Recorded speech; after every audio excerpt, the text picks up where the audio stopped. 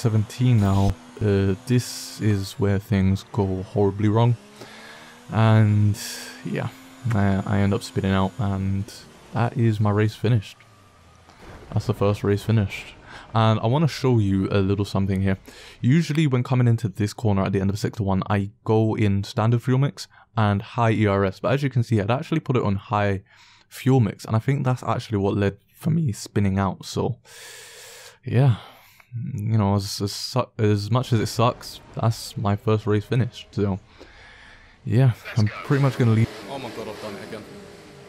I did this last week as well. I went without checking to see if it was raining during the race. Hey guys, my name is Anthony, and in today's video we're going to be talking over WRC F1 League. Stands for World Racing Championship, and this is, I think, round 9 I believe, and it's at Suzuka.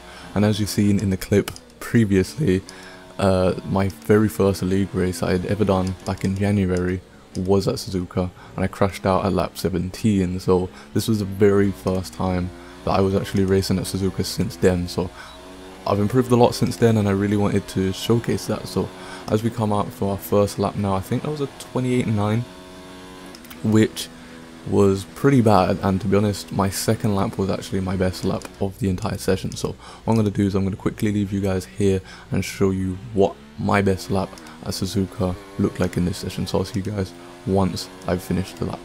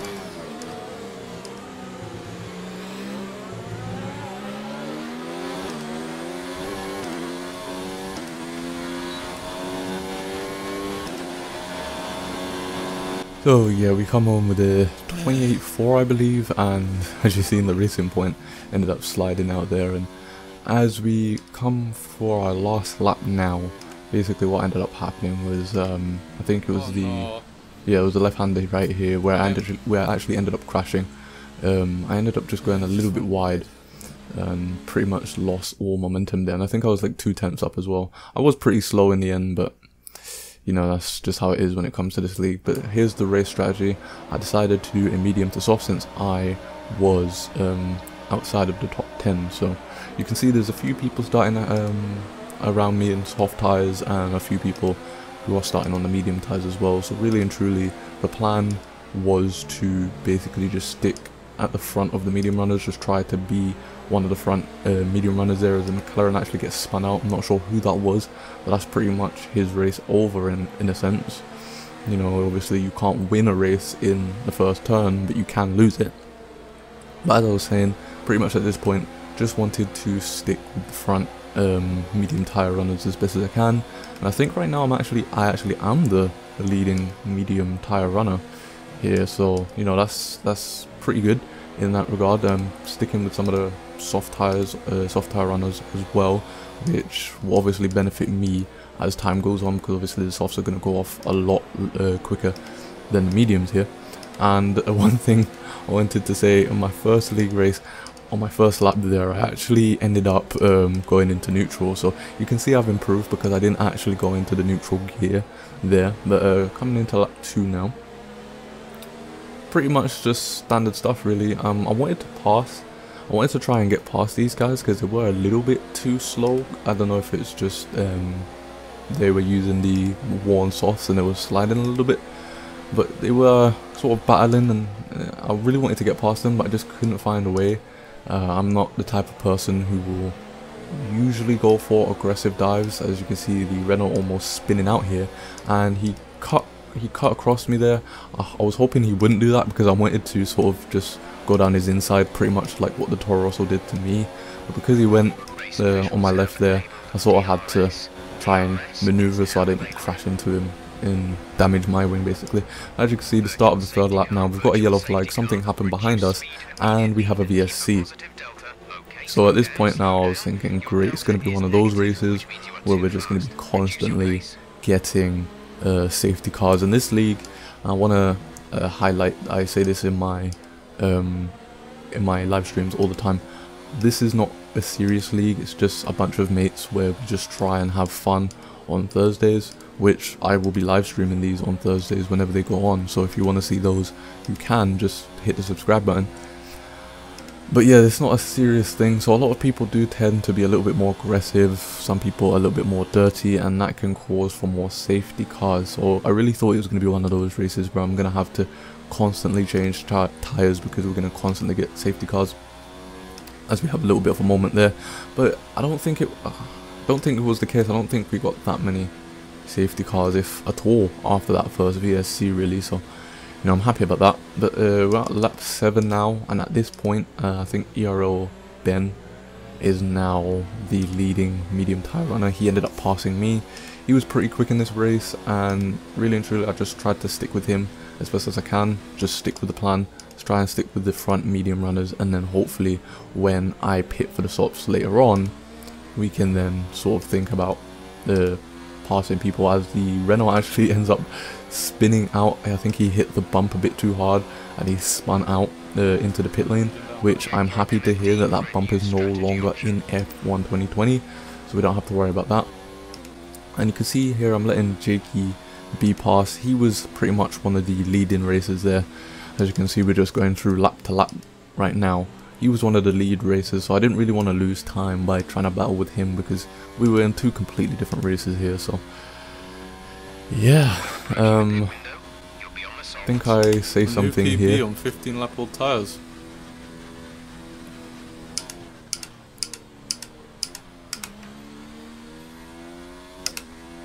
I'm not sure if that means I'm driving well or I was driving really slow before.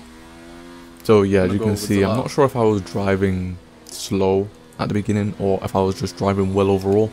But as you can see, on lap 15 lap old tyres, I was still going quicker. So at this point, I thought, okay, well Ben's getting quicker as well, and you know, I really just wanted to stick with him.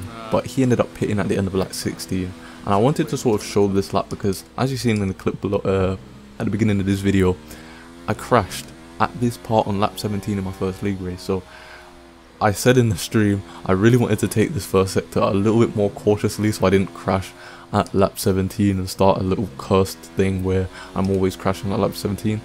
And obviously, being that I've improved a lot since then, you can see I take that line a little bit better and I don't end up crashing.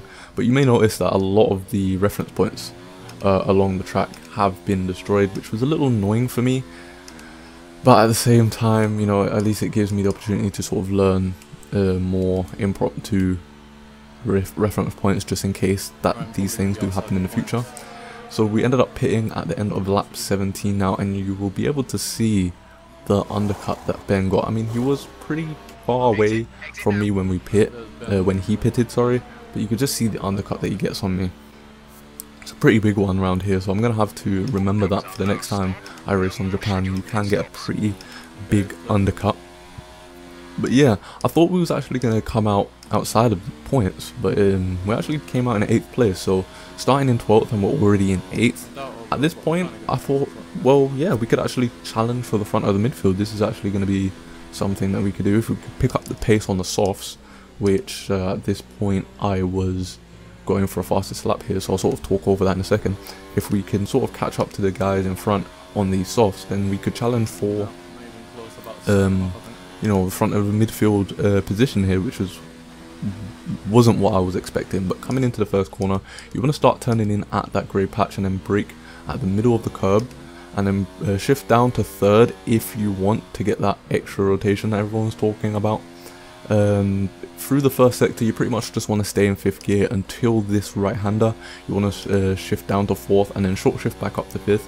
You want to sort of change ERS modes as you're turning, which can be a little bit tricky if you're not using the wheel. That's why a lot of pad users do have a little bit of trouble on this track, because you do have to sometimes change ERS modes and fuel mixes whilst you're turning as well. But coming into this hairpin now, you want to brake as the curb ends on the right hand side.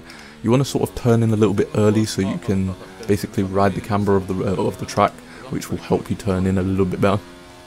Coming into this corner now, not sure what the name of it is, I think it's Spoon. You want to brake at roughly where the 50-meter board would be, brake down to 5th, ride that curb, and then basically brake down to 4th for that next left-hander to try and get the best exit you can, because this straight is pretty long. I think it's the longest straight on the track, so you want to get the best exit you possibly get. 130R, that's pretty much flat out in these modern F1 cars. And then the final chicane, you want to brake just after the 100-meter board and brake down to 4th for the first part of the chicane, and then 3rd for the second part. And then obviously you've got the infamous bump.